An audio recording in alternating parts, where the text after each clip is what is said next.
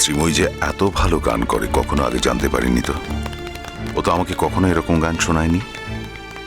ছি ছি ছি ছি, অন্তরা তুই এখনো চুপ করে থাকবি? শ্রীময়ীর মুখের দিকে তাকিয়ে আমি চুপ করে আছি।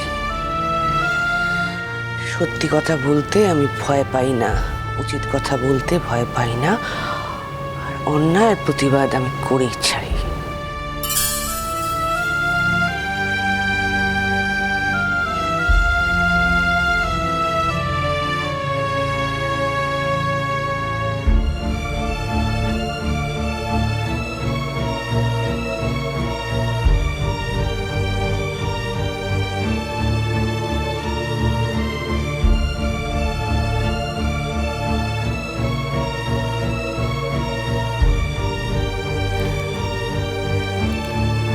Happy birthday June.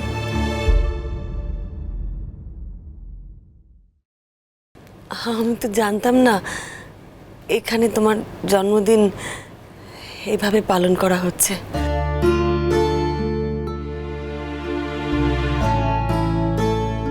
ফুলটা এনেছিলাম, ভালোই হলো বলো।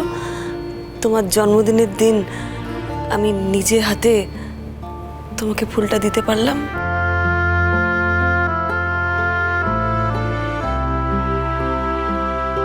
নাও।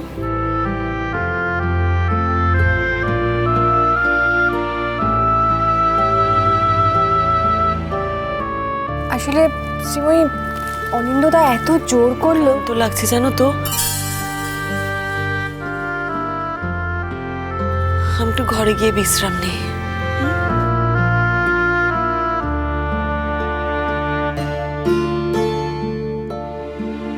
ম্যাডাম, কেকটা এক্ষুনি কাটা হবে, একটু কেক খেয়ে যাবেন না?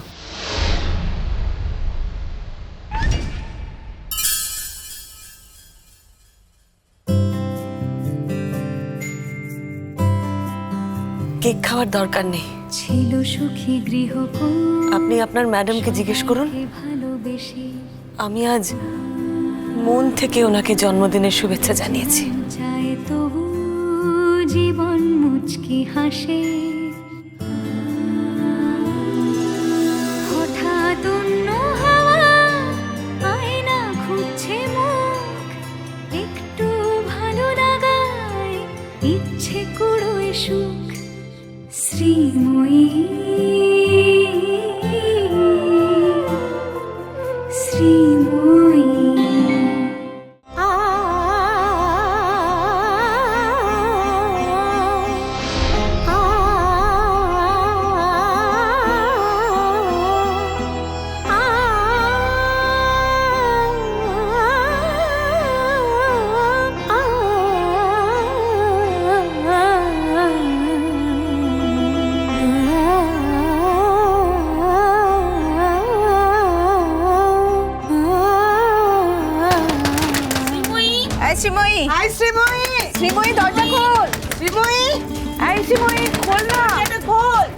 শ্রীময়ী দরজা খোল শ্রীময়ী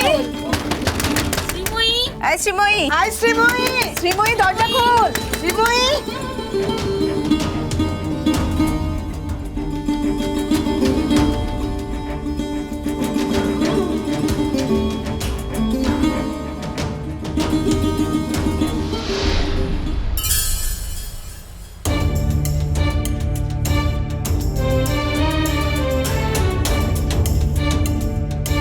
অন্তরা তুই লোকটার জন্য কেন সময় নষ্ট করছিস?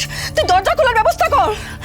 শ্রীময়ী তুই দরজাটা খোল বাবু, দরজাটা খোল। শ্রীময়ী দরজাটা খোল, পুরো হোটেল এসে এবার ঝাঁপিয়ে পড়বে। খোল না দরজাটা, খোল। শ্রীময়ী শ্রীময়ী যা হয়েছে হয়েছে, তো তো সত্যিটাকে ফেস করতে হবে। দরজাটা খোল।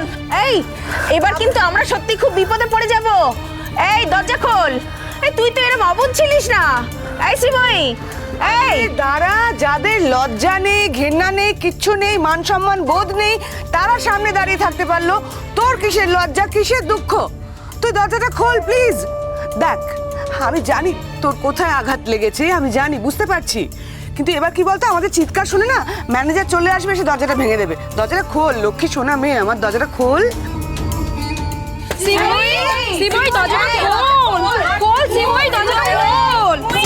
দাঁড়ান, আমি দেখছি। কি কি দেখবেন? হাজবেন্ডের রেসপন্সিবিলিটি এখন পালন করতে এসেছেন?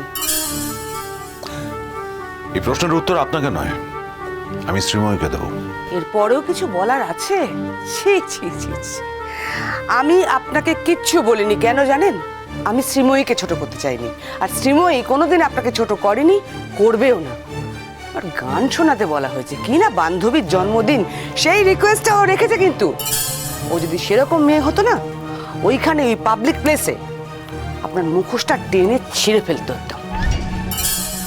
মেয়েটা যে আপনাকে কি সাংঘাতিক ভালোবাসে সেটা যদি জানতেন, তাহলে এইভাবে ঠকাতে পারতেন না।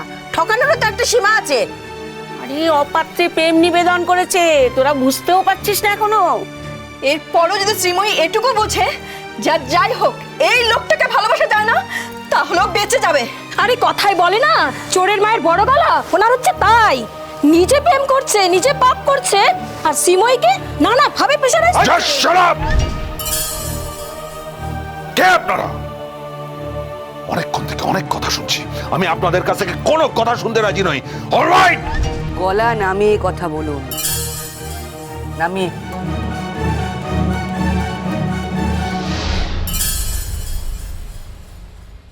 আর নিজের বিয়ে করা বউ, তার প্রতি যেটা করলেন, তার দায়টা কে নেবে?